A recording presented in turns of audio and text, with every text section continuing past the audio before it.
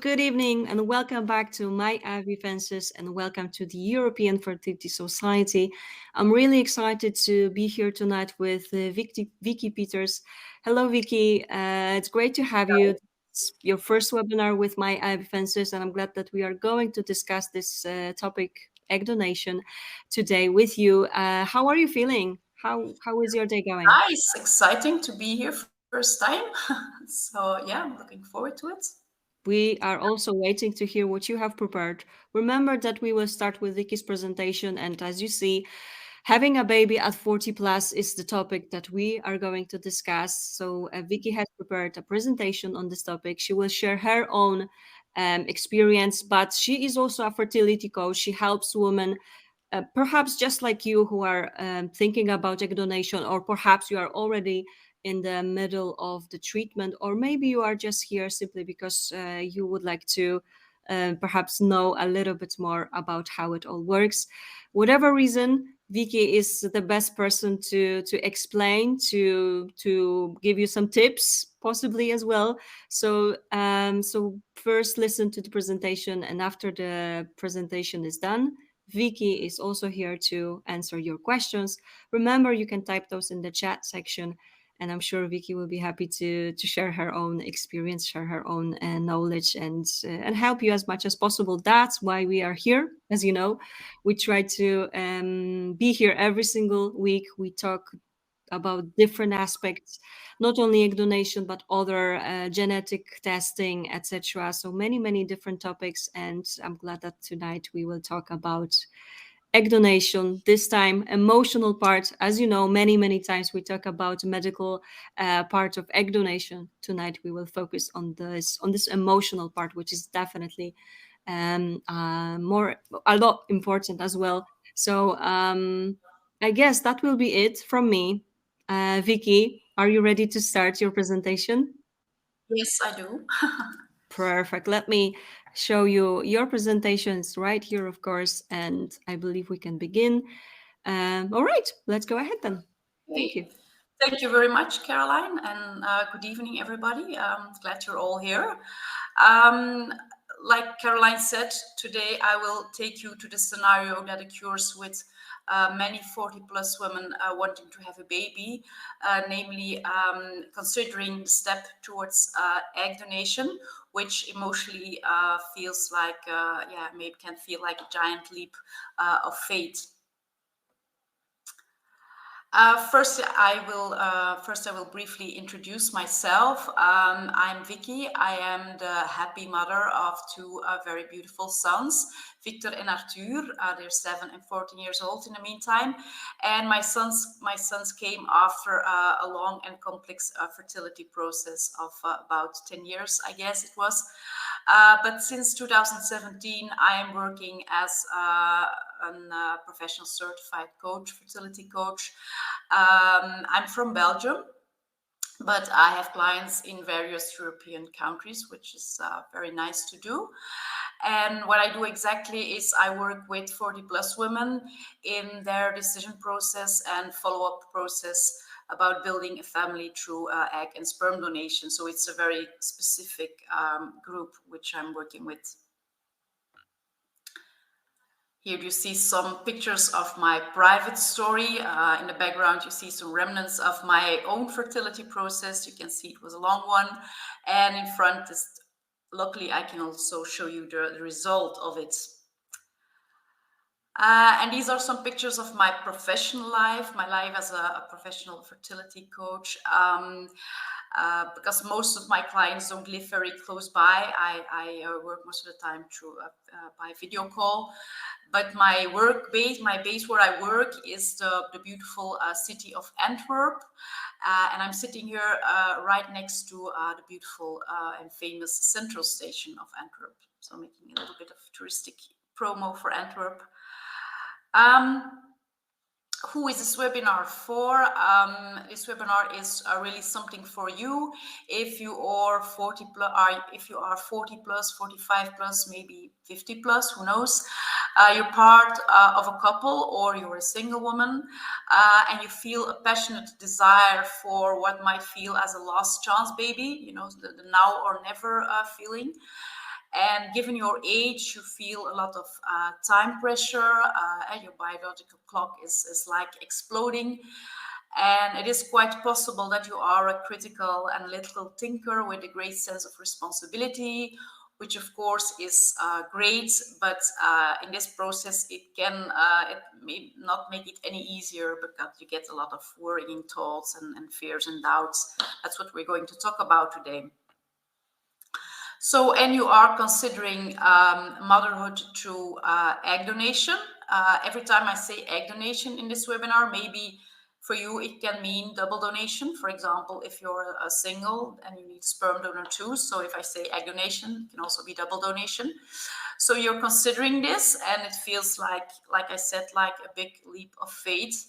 And that is normal because that's how our brain works. Our brain is very much geared towards survival, and our brain wants us to avoid everything that is unknown, unfamiliar, unpredictable, because it feels very unsafe. Your brain thinks you won't survive probably if you don't avoid these scenarios. But that's exactly what the step towards egg donation is. It is unknown because it's not the scenario that you're familiar with. You cannot predict how it will be in the future for you as a parent and for your child and for your relationship and what other people might say about it. So it's very unpredictable. So your brain hates this. It feels really unsafe, and so it will create resistance, fear. You have an urge for control, but you don't have it in this story, so it feels very frustrating. You can get into a negative vibe, and you can completely block on it on the end. So it's not that abnormal, but it's not. It can be frustrating. So if you recognize a lot of these things on the previous two slides, I think you're really in the right place to follow this webinar. I hope you're not all running away now. This is what you can expect after this webinar. Don't expect that your dilemmas will be completely resolved all of a sudden, but I hope that you will at least better understand what it takes to make this leap, if it's for you, because of course it's not for everybody, and that's okay too. And you receive your desire. Don't block it subconsciously, your desire for a child. And I'm going to show you which layers are in this. The first important thing I want to say is I do really believe that it is important if you want to make this step and become pregnant afterwards, of course, that you get into a really good energy, that you feel a really positive vibe about this. Because this is very powerful to allow you to make this step and get pregnant afterwards. Without it, it's very difficult.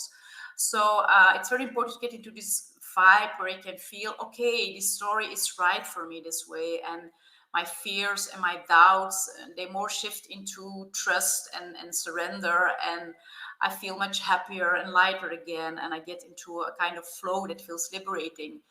At this point, you can make the decision. Without it, it's difficult.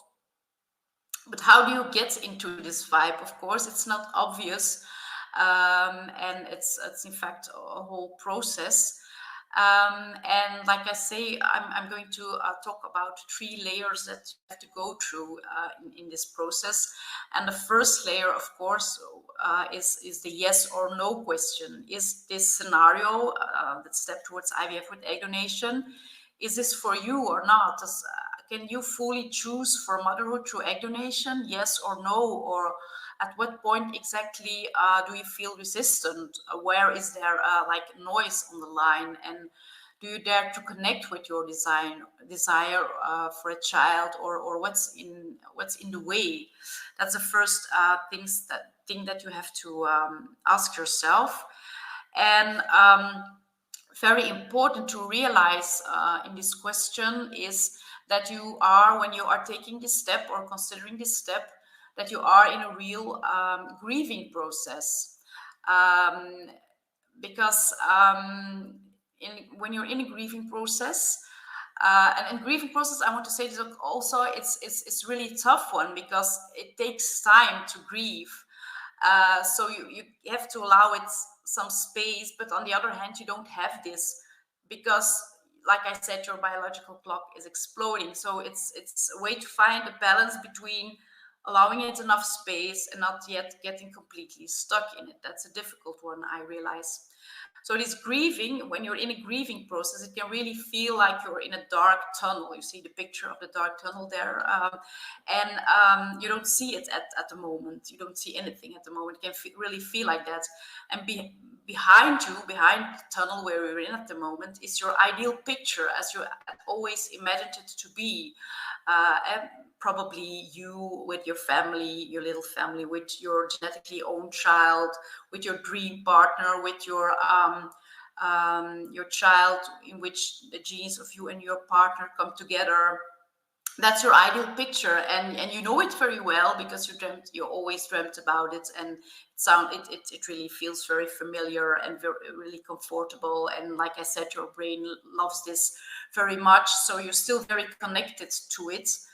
But before the tunnel is the new picture, and the new picture can be beautiful as well, but it will be different. That's true, it will be different. And this one is waiting for you, and it's your motivator, but you're not yet connected to it if you're in your tunnel. And making the shift from your ideal picture to the new picture, that is a grieving process, and that's a difficult one.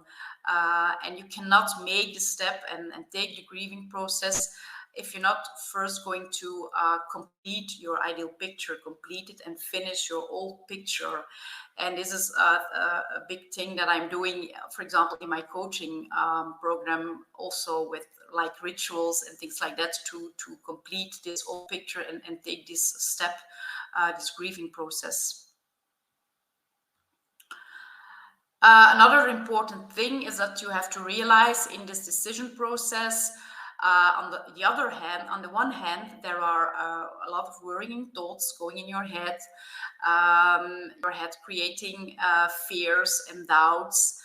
And on the other hand is, of course, also your wish, your longing for a child, your desire. That is really present too. Otherwise, you wouldn't be listening now at the moment, for example, I think. So these two, it's like two stacks, two piles that are in front of you. You see the little man or the little woman standing there in this first stack with a lot of worrying thoughts, fears, doubts, and behind it is your wish and your desire. But this first stack can become so present and so dominant and so high that you don't see the second pile anymore, that you cannot connect with your wish and your desire and your longing anymore. So it is very important to look at this first stack very critically, and that you see which fears and which doubts are in this pile, and are all these worrying thoughts for me, are they true, for example, and if they're not true, which thought can I put in place, rethink it. So it's very important because this first step can really get in the way between you and your desire. That's what I want to show with this drawing. And if you're doing this, that's the second sentence I wrote there on the slide. If you're doing this, if you're analyzing this this first stack, it's important to look from different perspectives. You know, you're not alone in this story. There's you, but there's of course also your future child. There is your partner, if you have one. Maybe there are other children in your family. So yeah, that's important to look from different perspectives. So yeah, that's your pile of fears and thoughts that you have to analyze. Now, in the previous slide, I talked about the first stack, the worrying thoughts, the fears, the doubts. And so now let's look at the second one, your desire and your wish for its child. You have to dare to make this big enough, because probably it is big. It is a big stack too. But you have to make it big enough, because otherwise you don't see it after this first stack that's there, the pile of worrying thoughts that your brain is producing. And so you have to make this big enough. You have to connect with it. And how can you do this? For example, you can do this by visualizing about your child and about you and your motherhood. In my coaching program, for example, I have a very strong visualization exercise, but you can do it yourself. For example, by really dare to fantasize about it, or how will it be? Sometimes we don't dare to do it anymore because we're so afraid to do it, I think. So you really have to connect with your desire. Another thing that is important is that a child wish, a desire for children, in fact, it's not one wish, but it's a whole collection, a whole set, a whole combination of wishes. I'm going to explain what I mean by this. And when we take the step towards egg donation, or we're considering this, of course, we lose some of these wishes in our child wish. For example, we are losing the wish of passing on our own genes in a child, or we are losing the wish to make your genes, and if you have a partner, your partner's genes come together. But it's important to realize that there are also other wishes in your wish. For example, this is an example because it's for everybody, it's a different combination. There's also the wish to experience a pregnancy, or to experience breastfeeding, or to experience I don't know what, but to experience the bonding with it, with a very special bond with a child, or to pass on your values to a child. So these wishes are present too, and don't forget to also connect with these wishes. And that's also a way to make this second pile, the second stack, bigger, so that you can connect with it, and you don't only see the first stack. Because when I talked about it's important to create a positive vibe, it gives a totally different vibe. If you look to the first stack, you really focus on the first stack, or if you really focus into the second stack, it's a complete different energy, complete different vibe that you get in the two options. Okay, now let's look at the second layer in your process. We talked about the yes-no question in the first layer. The second layer is about the question, suppose I do it, suppose it's a yes and I'm going to do this, I'm going to take this leap and I'm going to take the step to egg donation. Well, how will I do this exactly? Can I find a way that feels completely right for me? Or what fine-tuning do I still need in this story, and where are the options and the places and the people that feel exactly right for me? Again, about this positive vibe, the story has to feel really good for you. And if you are considering this step, you end up in a kind of maze of options. It's very complex. And you have to find your right way in all this maze. And questions that are important here to find the right way for you, if it's a yes, is, for example, which donor profile feels good for me. Is it anonymous? Is it an open donor? Is it somebody you really know? What role do I want to play in selection of the donor, for example? What information do I want from the donor? When do I want this information? Which country and which fertility clinic matches my preferences? These are really, really important questions, of course. And it is important to make your decision based on your own values and preferences. Do you feel the connection? Do you feel this positive vibe if you're thinking about these options? Don't go along with options that don't feel completely right for you, for example, because the doctor in your own country says that this is a good clinic or a good option for you. Don't just go along with it, but feel if this is good for you. Again, when I told you in layer one, also look from different perspectives. Of course, you're not alone in the story. I repeat it. There's you as a future parent, but there's, of course, also your future child. How will it be for this child in the future, how it will be for your relationship, for maybe other children in your family, etc. So this second layer is, of course, as important as the first layer. Then we're going to the third layer, and this is a very crucial one too, because this can really get in between you and taking the step. You can really block on this, and that is the question: how will it be for the future of my child? What's next?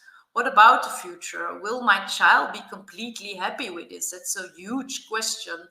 I mean, it's a big responsibility resting on your shoulders, so it's normal that you can completely block on this question, and it's important not just to push it aside and think, oh, I will see that later on in the future, but to look at it right now. And people often ask me, will my child be happy with this in the future? I'm worried about this. Will my child be happy with this in the future, or will it be unhappy? And then I always ask them, how happy are you with this? Because that is a crucial one. You as a future parent has to stand firmly in this story. You're the parent in the future, so your child has to lean on you. If you still have sadness and grief, and yet then what will happen is that your children really have a sixth sense for things, and they pick up things for their parents out of love and loyalty. I really believe this.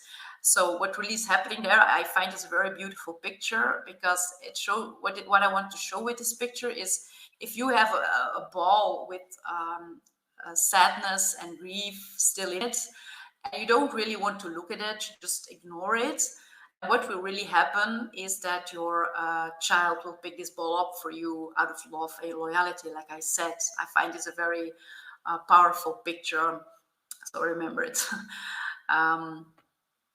That's the first thing.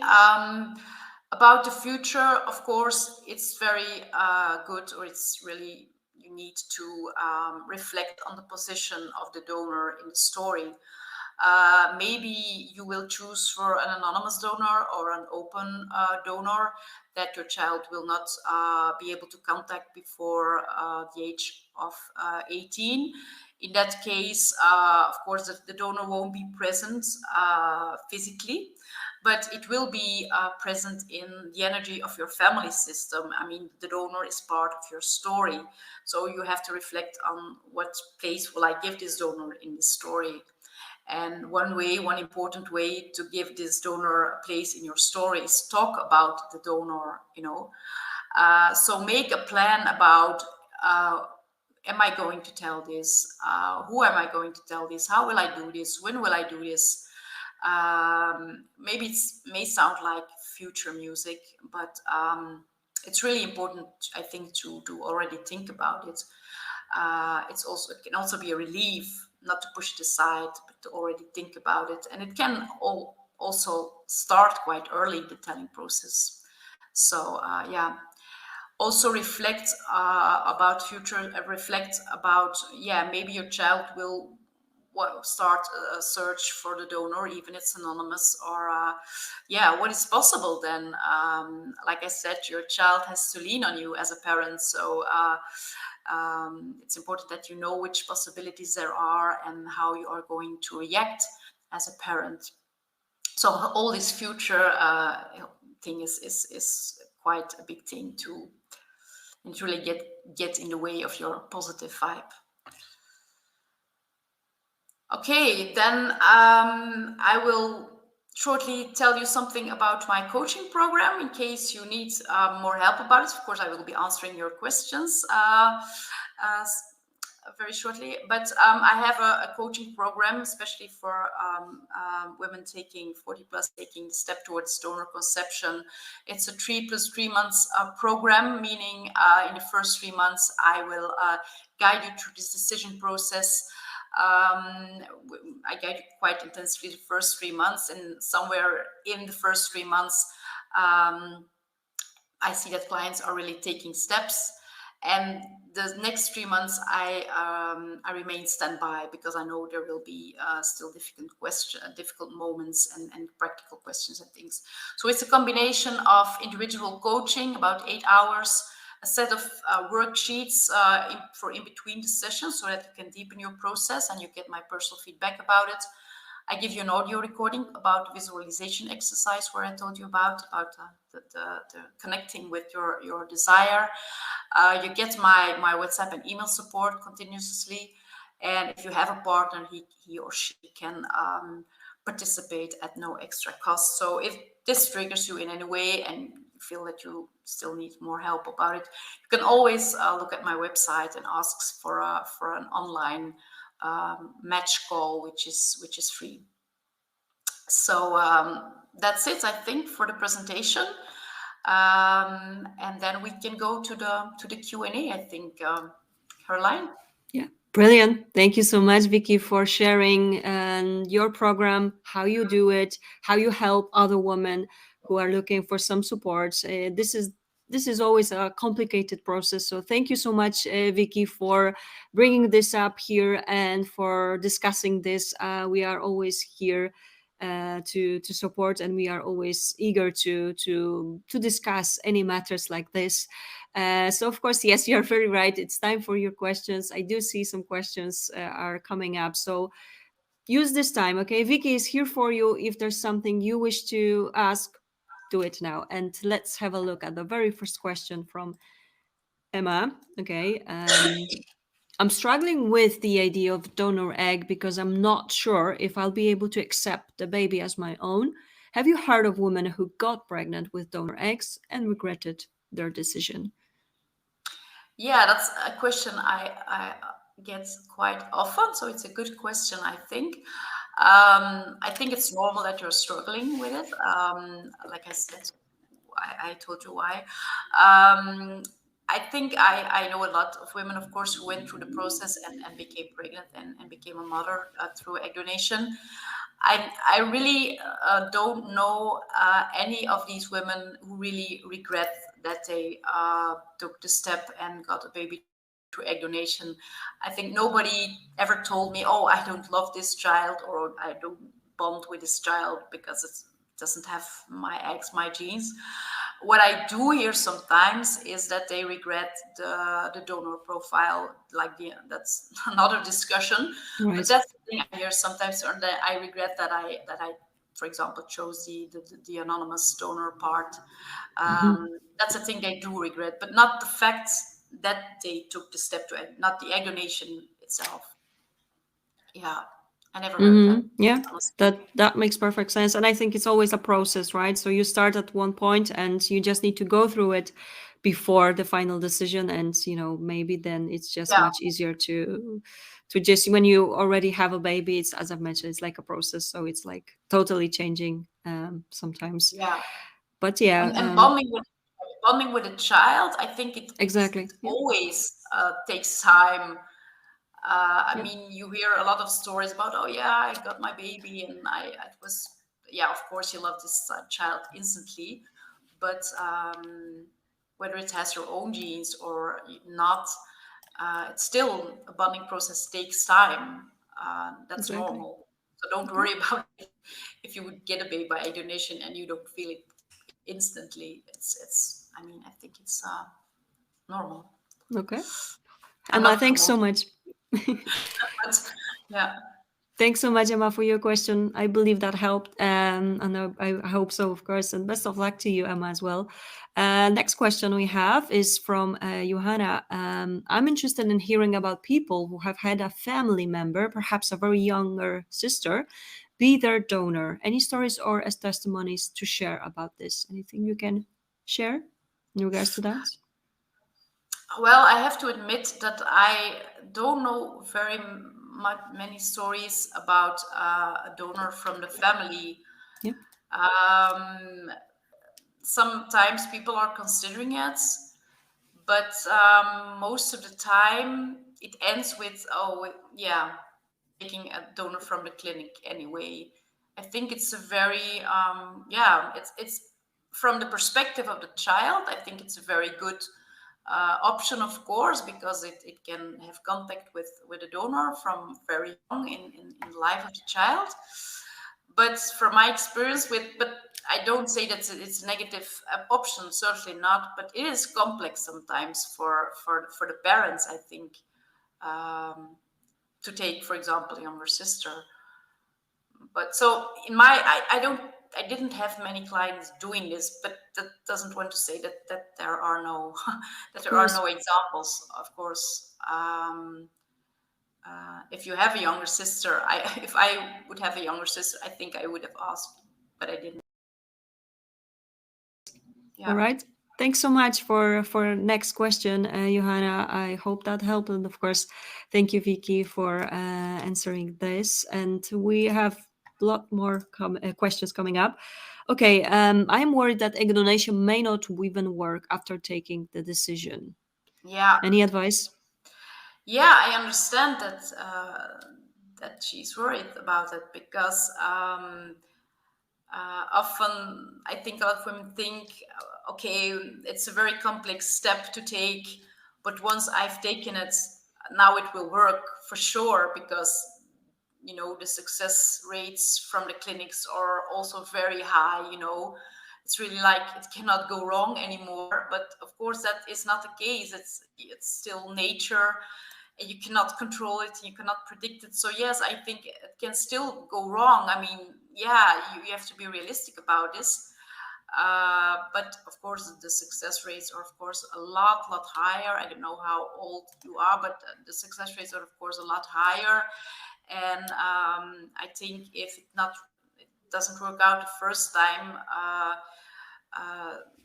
do ask for more research, I mean, more examinations. For example, don't just they can say, oh, it's bad luck. Okay, it can be bad luck one time, but don't do it again and again and again, because maybe there are things that they didn't see. So ask for enough examinations. If for example you have one negative treatment, don't wait too long, I think. They can always, sometimes they think, oh, it's the age and it's the X, and they don't look further, and there can be other things sitting in the way, like, oh, a second thing going wrong too. You never know. I hope for you it won't be, of course. Sure. But I think if you have a good fertility center, that they will do this. They know that success rates are normally very high. So if it goes wrong again and again, I think they will do extra tests. Exactly. We Yeah, always need to look for a reason for sure. Thank you so yeah, much. yeah. So don't go on again and again using donor eggs. If it's not working, then Of it's course. probably there's something else. But I'm not a doctor, so I cannot Of course. totally advise you in this. But I think you have to be have to say, okay, I want other tests. Then Yes, yeah. of course. You have every But right to try ask to be. for This is, I think, this. this question is your first stack of worrying thoughts. Of course, don't try to focus too much on it, because it can just work out for the first time. I mean, if you think, yeah, it will not work, it will work, you don't get in the positive vibe, of course. Okay. Yeah, Best of luck again. Thank you so much indeed. yeah, best of luck. And let's have a look. Maria, who would like to ask how women can deal with being pregnant with a baby that doesn't come from her DNA.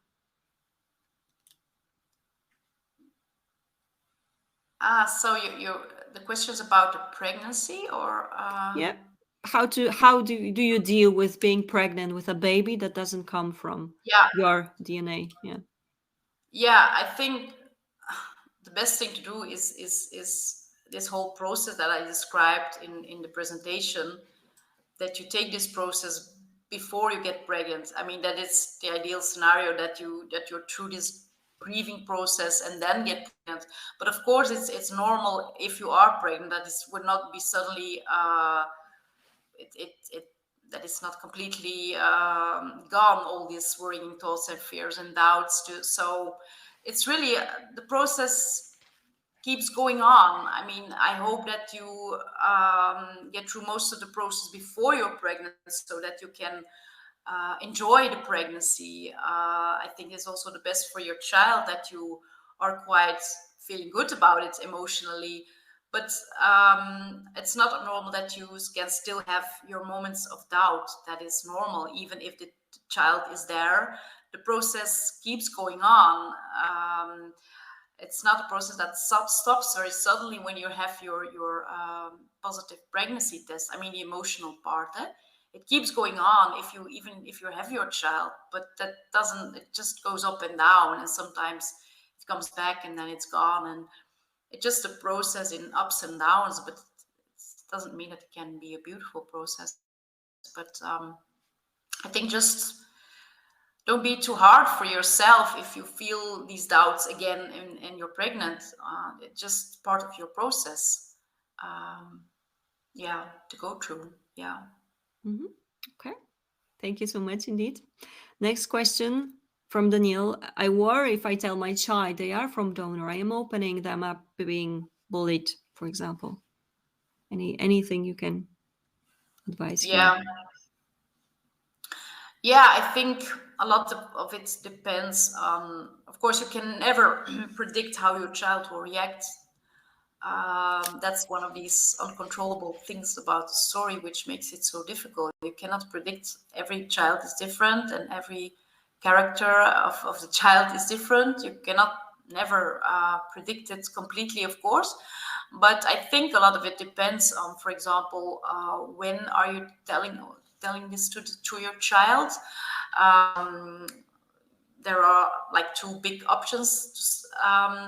You can, for example, decide, okay, I will pick a certain age, and at this age, I'm going to tell this, like a very special moment, and then you're going to tell this. Or you can decide from, okay, this is the second option. I will start very early with my process. For example, even maybe when I'm pregnant or when it's just a baby, it won't understand about it. But I can like plant seeds and let it grow with the child, and tell things like the child understands it at that moment. And yeah, of course, if you tell your child when it's 15, for example, maybe it will be bullied. And if your child is very young and it can take this into its identity from very young, then yeah, you can never predict. But research says that this is the way that normally makes it more acceptable to the child. Okay. If they know Yeah. from like the earliest possible, from the very beginning. Yeah. Yeah, Mhm. like if you pick a certain age, of course it's an option and everybody has to Yes, decide. true. For every parent has to decide it. I'm not saying you have to do it that way or that way, but if you pick a certain age, then the child has a before and an after. Before I knew and after I knew. If you start very early and let it grow with your child, then your child doesn't really have the feeling that there was a moment that he or she didn't know about it. It just they've always known it. That's what they Mhm. feel, and research says that that's the better way in the perspective from the perspective of the child, and also for you as a parent, because when you tell it very young, your child doesn't really know and doesn't really understand completely, but you can exercise. I mean, telling it. You're not True. building up the stress for that moment. You can tell, and your child doesn't understand, but you can practice. Yeah. Sounds So good as well. Thank you so much indeed, Vicky, for this. Let's have a look. My Amanda would like to know. So she's worried that people will judge me and my choice that I chose egg donation rather than adoption. Anything you can add? yeah, yeah. I think a lot of people worry about the reaction of other people, and I think that um, how stronger how stronger you are in it yourself as a future parent or a parent, how less you are going to worry about this. If you stand very firmly in this in your decision, I think you won't mind that much anymore how other people think. But if you're still unstable in the decision, then yeah, everybody can say something, and you're very much touched. So um, I think it's very normal that some people don't understand. If you don't went to the same process, then you cannot understand it. I mean, I cannot understand something somebody else goes through if I didn't go through it myself, I think. And yeah, adoption rather than egg donation rather than adoption. Yeah, I don't know. In my country, for example, in Belgium, it's nearly impossible to adopt. I don't know if how that is in your country, for example. Um, but yeah, just two different, totally different. Sometimes they compare it, adoption and egg donation, but are completely different things for me. I mean, okay, it's a non-genetically way of becoming a parent, but it are just two completely different things. So first, like I said, in my country, it's not. They don't really. People don't really say this anymore because it just everybody knows it's almost impossible to adopt. It lasts for about, I think, 9 years or something to adopt, even if you're 40 plus. Yeah, then it's just not possible anymore. Yeah, it's more Yeah, complicated even than case this. closed. I mean, yeah, but you have to consider this for yourself. I think in the first place, not what other people think about egg donation or adoption, but what do you feel is the best thing for you? What feels the best for you? Is it egg donation or is it adoption? Um, yeah, Okay, thanks so much that's indeed. I think that's more important question than what other people find from these two options. True. And this is like a big discussion on this. We could probably talk about it. It could be a separate webinar as well on this Yeah, particular about topic, this. I'm Yeah, sure. yeah. Sure. Thank you so much indeed, Amanda, for sharing this. Laura has another thing to also share. I may have missed the very beginning, Vicky, so my apologies. Are you a mom from a double donor? I'm 42, own eggs unsuccessful, and I have now I have a derma clinic looking for an egg donor for me. I'm worried I'm too old, as would love two children, and I'm worried I won't even have one. I'm not a mom of a double donor. I'm mom through egg donation. I have one child through from my own genes, and one child through egg donation, but not double donation.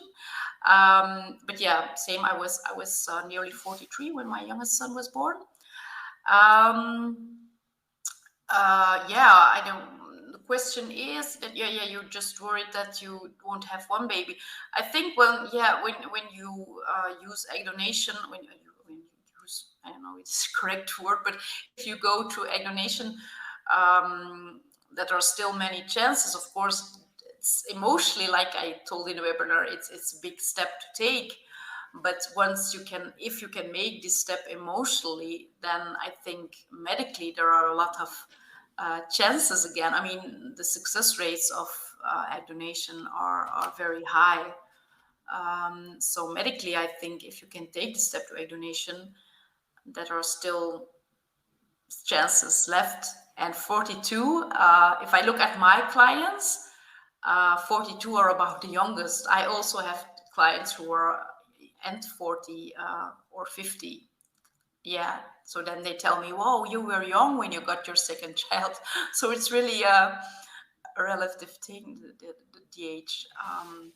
So I really, yeah, of course, two children, yeah, maybe it's still possible. I mean, yeah, I have clients who are, a lot of clients who are 45 plus. So I think it's not completely impossible yet. So Of course. don't despair yet, maybe.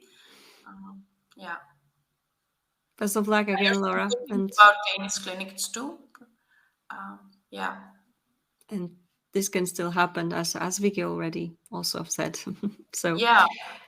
thank you so much indeed. And let's have a look. I'm having my second embryo transfer with donor egg. My first has finished with biochemical. What can I change with the second one? Some supplements or intralipid infusions. I don't worry that this baby won't have my genes. I worry about my success story.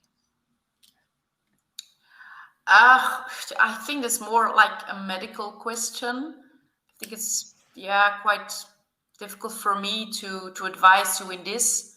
I think you really have to, yeah, talk to you about with your fertility doctors. Um, which is the best thing to do. I know, yeah, intralipids, that's for your immunity system. I know to suppress this. Yeah, it's a possibility. I mean, I know that these are things that are doing. If it doesn't work out, is this reproductive immunity, for example, suppress your immune system. I believe it can help. It helped me, I think.